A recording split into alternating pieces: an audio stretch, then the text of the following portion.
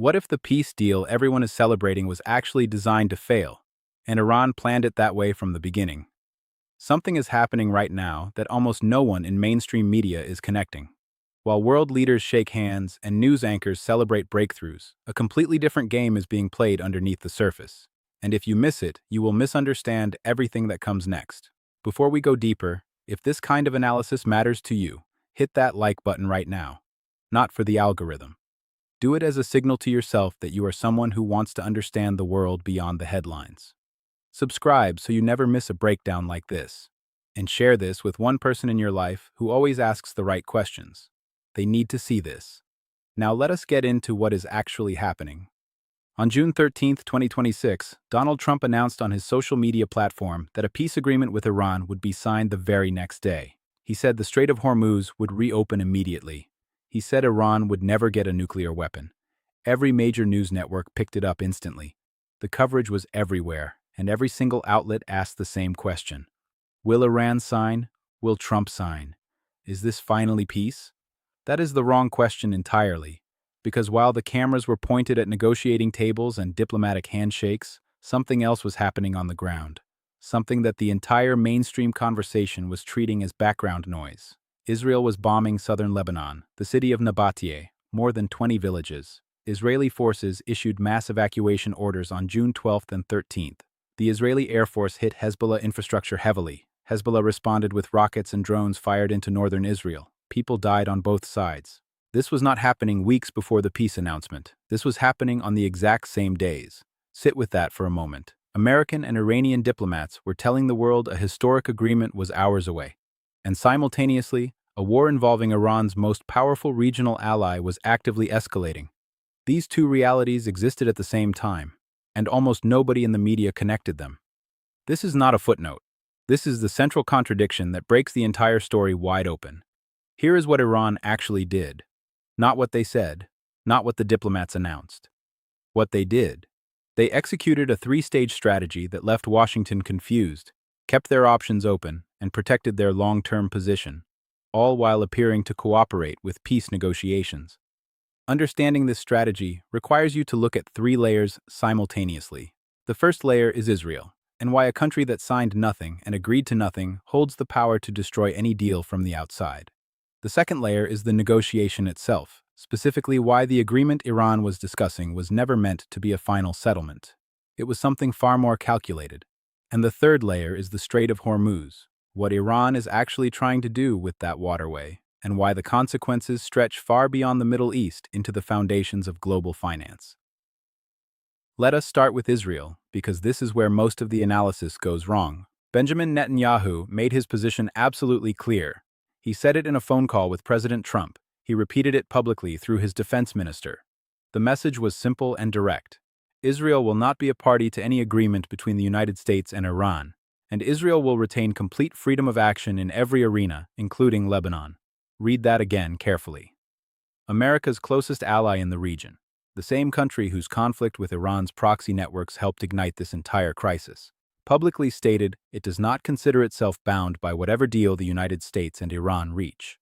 It will continue military operations when and where it chooses. This is not a diplomatic technicality. This is fatal to any deal. Here is why. One of Iran's stated core demands in the negotiations was a ceasefire on all fronts.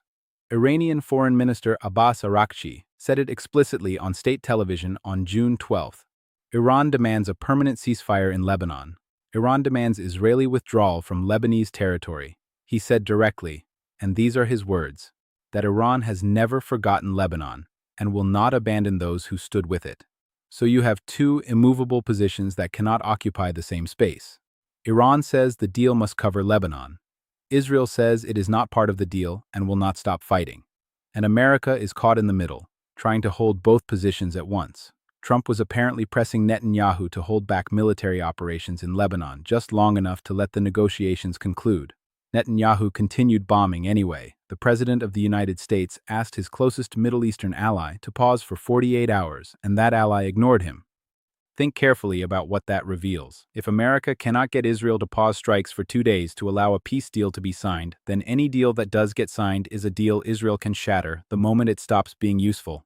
That leverage gap is not a small detail. It is the foundation of the problem. And this is where the analysis needs to go one level deeper.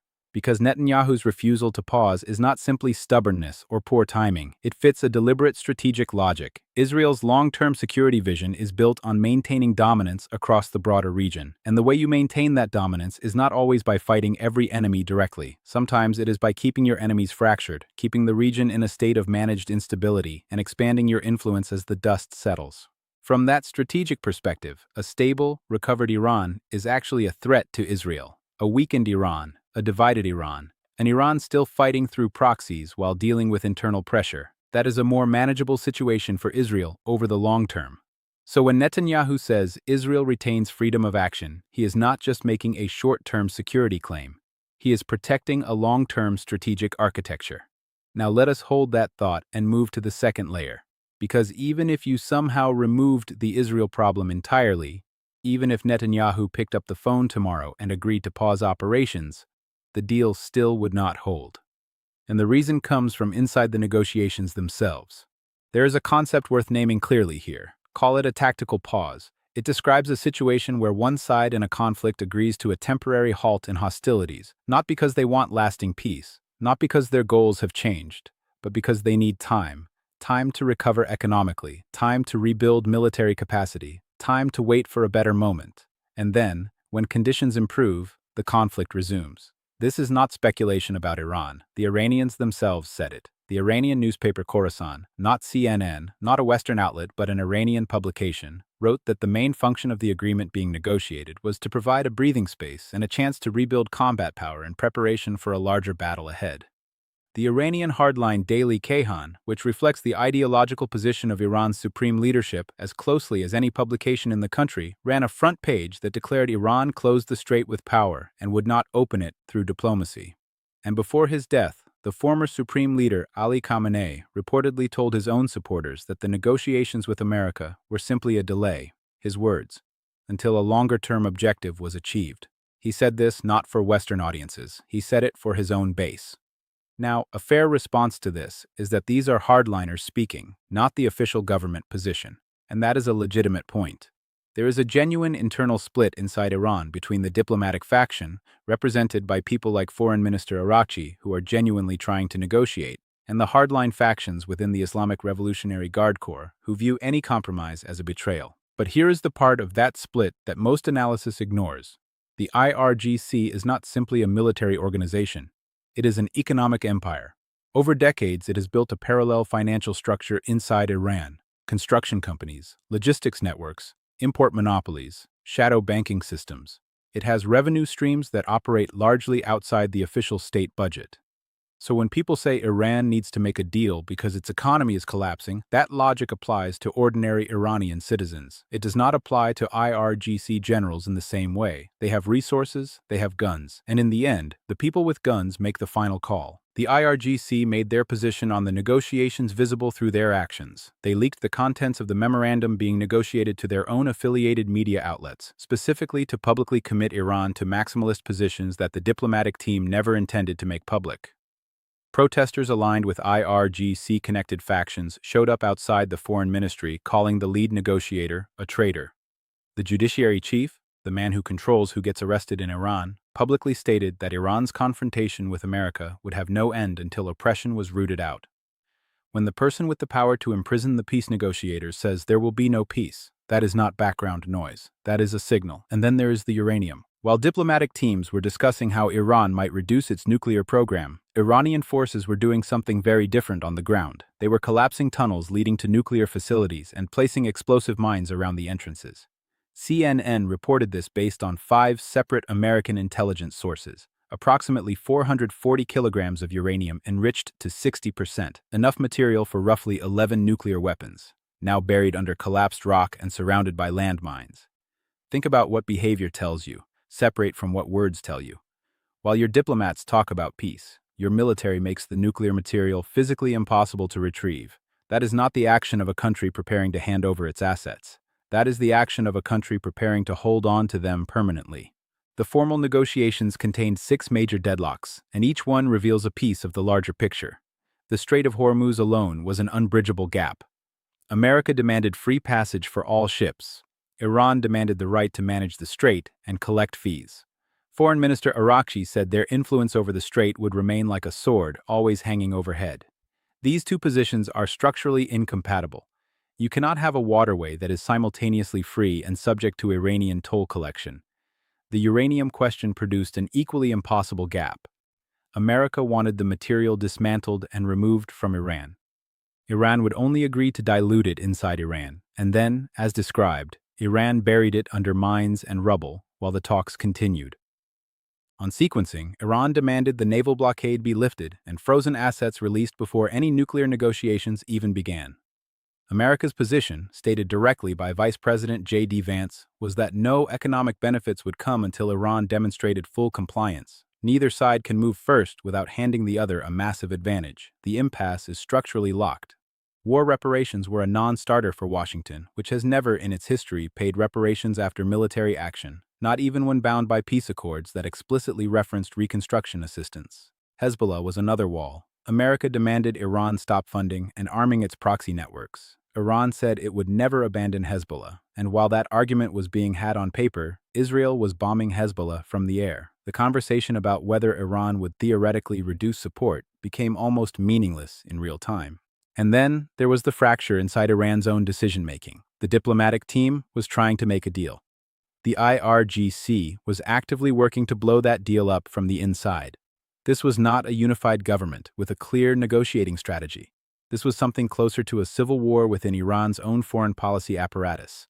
Add all of it together: the Israel problem, the 6 deadlocks, the internal fractures, the uranium fortification.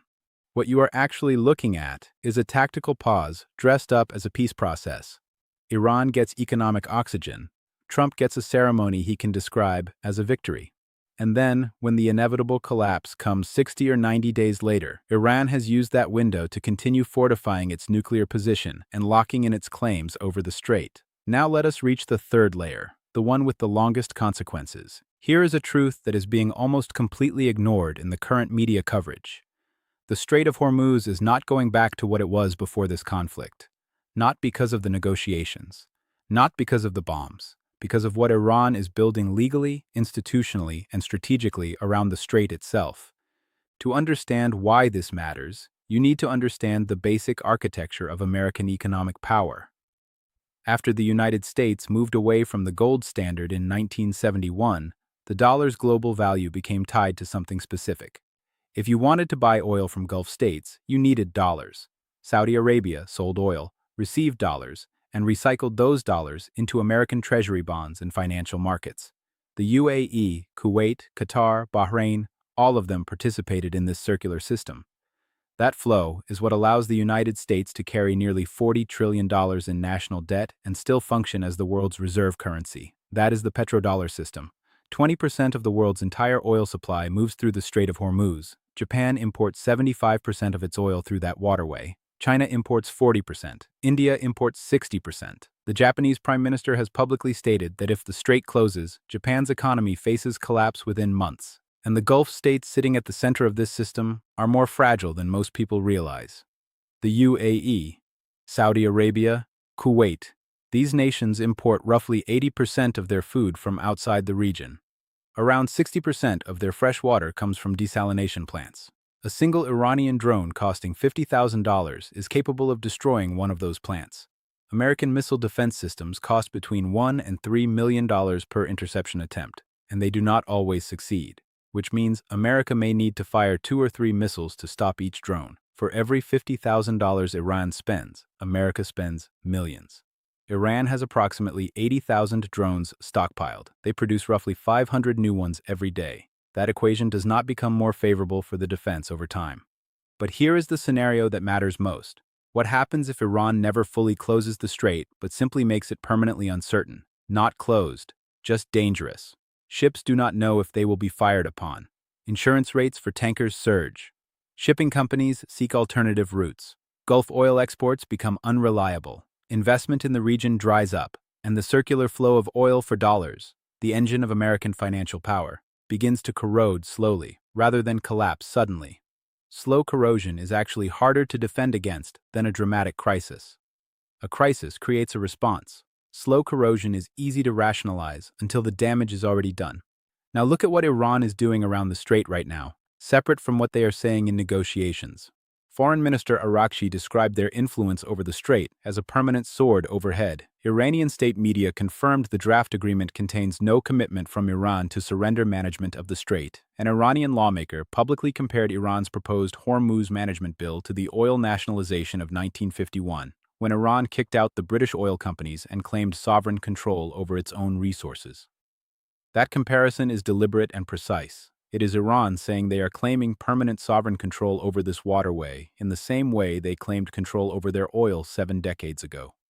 The Iranian parliament is actively drafting formal legislation, a bill explicitly titled for the security, development, and progress of the Persian Gulf and the Strait of Hormuz, that would legally codify Iran's right to collect fees from ships passing through. This is not a negotiating position. Once it becomes domestic law, it is a statute. Statutes are far harder to reverse than diplomatic stances. Whatever any memorandum of understanding says becomes largely irrelevant once Iranian law formally enshrines a fee collection regime for the strait. Now, a fair argument exists on the other side of this. Both parties are genuinely exhausted. Ordinary Iranians are suffering under sanctions, war, and an economic blockade. Trump needs a political achievement that prior administrations never managed to secure. The global economy is bleeding because of Hormuz. Japanese manufacturers, Chinese factories, European energy consumers.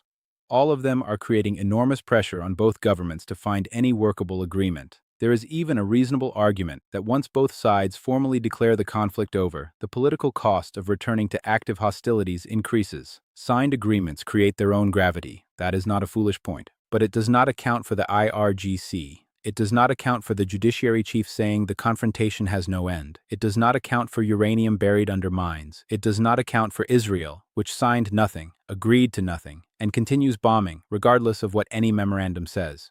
3 things are worth watching closely as events unfold. If a memorandum of understanding gets signed, pay attention to how each side describes it in the hours immediately after. America will announce the strait is opening and Iran surrendered its nuclear material. Iran will announce it retained strait management rights and secured frozen assets. When you see those 2 incompatible descriptions of the same document existing simultaneously, and they will, you are seeing confirmation that both sides are selling different versions of an intentionally ambiguous text to their own domestic audiences. That is the definition of a tactical pause, not a peace agreement. Watch what Israel does in the first 48 hours after any signing. If Israeli strikes in Lebanon continue, and Hezbollah continues responding, and Iran says nothing about withdrawing support from Hezbollah, then Iran's stated core condition for a deal has been violated by a party that never agreed to be part of the deal. The agreement will have been broken before it had time to breathe. Watch the Iranian parliament. If the Hormuz management bill passes into law even after a peace agreement is signed, it means Iran has embedded its strait control framework into domestic legislation. Diplomatic documents can be walked back. Laws take years to reverse. That passage would signal that whatever agreement exists on paper, the legal architecture for permanent Iranian management of the strait is already being constructed underneath it. Here is what makes this 3-stage strategy elegant from Iran's perspective. Each stage protects the others. The Hezbollah conflict through Israel ensures no peace deal can be fully comprehensive. Buying Iran space to claim non-compliance was forced on them. The tactical pause in the negotiations provides economic oxygen without requiring genuine strategic concession. And the Hormuz legislation locks in long-term leverage before the negotiations even conclude. By the time Washington realizes all 3 stages are connected, the legal, military, and economic pieces are already in place. The coverage of this moment will focus almost entirely on whether a document gets signed and what ceremony surrounds it. That focus misses what actually matters. Documents are not strategy. Actions are strategy. Iran is mining its uranium tunnels. Iran is passing strait management legislation. Iran's IRGC is sabotaging its own diplomatic team from the inside. Israel is bombing Lebanon regardless of American requests. These are not footnotes to the main story. These are the main story. Every announcement of an imminent peace deal, every ceremony, every photograph of diplomats shaking hands, all of it needs to be held up against a simple question. Which side is using this moment to prepare more effectively for what comes next? The answer to that question will determine not just the future of the Middle East, It will determine whether the financial architecture that has defined global power since 1945 holds together or begins to fracture in ways that affect every economy on the planet. The paper being signed is not the story. What is being built underneath the paper, in tunnels, in parliaments, in the waters of the strait, that is the story. And it is not close to finished.